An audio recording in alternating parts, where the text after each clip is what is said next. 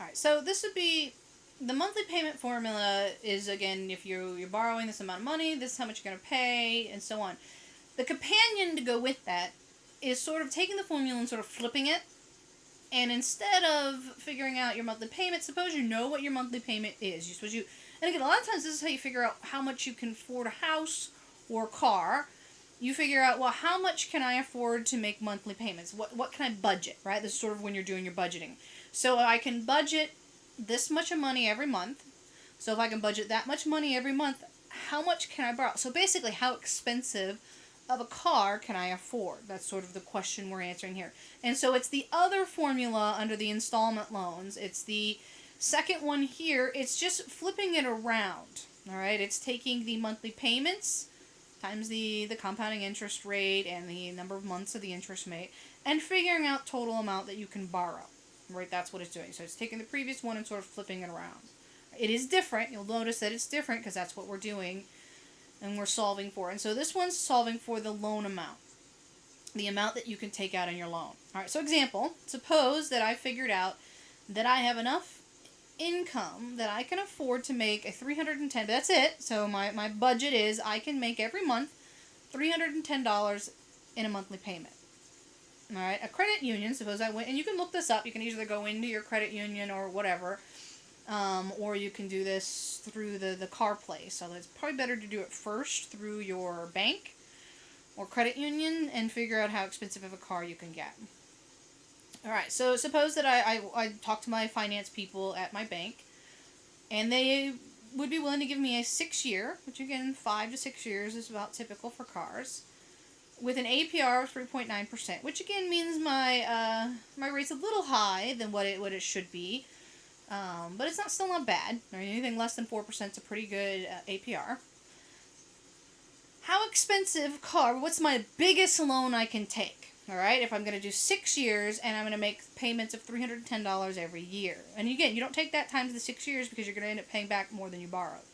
And so you plug it in this formula. R is still the same thing. R is still your APR divided by 12.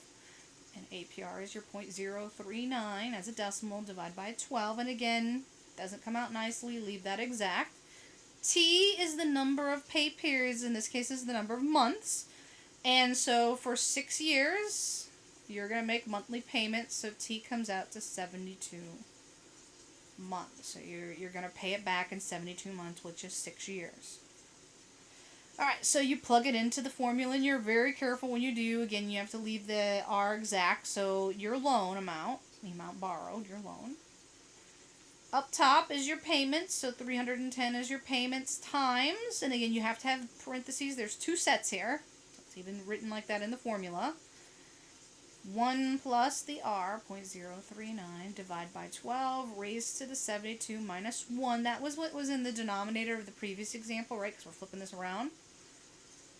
You have to have your parentheses around the minus, and you have to have the parentheses around the plus. So again, those are sort of the important in parentheses. In the bottom, then when you hit divide, you divide by the 0.039, 12, and the 1 plus the R raised to the 72. And I would encourage you to put another set of parentheses around so it divides by all of them and doesn't multiply by them. My 7s look like 2s. Alright, so again, make sure you're just careful. If you're using there is a way to do this on the finance key calculator. If you figured out that's fine. Either way, you should get the same answer for the amount you can borrow, the loan, the present value, the amount you can borrow. If you're using the formula, again, the formula is complex. The rule of thumb is more parentheses, the better. And I've kind of highlighted the ones that are sort of the important sets of parentheses. Whenever you have an addition or subtraction or fraction, parentheses. If you carefully do this, it should come out $19,872.23. And so just under $20,000. You can borrow just under $20,000 if you can afford $310 a month. Alright, second example of this type. Suppose that you can get a car loan with 3 years. This is a much faster loan. APR of 4%. You can afford, again, a monthly payment. This time it's just $300, not $310. How much can you borrow? Round your answer to the nearest cent, which is typical. Most of the time in the quiz and the homework, it will be round to the nearest cent. Once in a while, they'll say round the whole number, so make sure you read carefully. Alright, so our R is 0.04 divided by 12. You have to leave that exact. Our T is 12 times for 3 years, so we're making 36 monthly payments. Alright, so the amount you can borrow up top, 300 is the amount you're going to make payments 36 times. Then it's 1 plus R raised to the 36 minus 1. Again, you have to have those sets of parentheses. Divide by R times 1 plus R raised to the 36. Again, I would encourage you to put a set of parentheses around that division, just so that you're careful it divides everything. It doesn't divide one of them and multiply by the other one. So just make sure you're careful. Rule of thumb, extra sets of parentheses are always good. Right. Or again, you can use the finance key on the calculator. Either way, using the finance key and the calculator or the formula, you still have to type things in very carefully, because there's a specific way you have to type it in with the formula. There's a specific way you have to type it in with the program. You should get the same answer. It's just 10,161.23. So you can take out a loan of $10,161.23. And again, the reason why this is smaller is because the loan period is smaller. All right, it's a shorter amount of time that you're paying it back. It's still $300, but you're paying it back over a shorter amount of time, so you're going to borrow less because you're paying back less.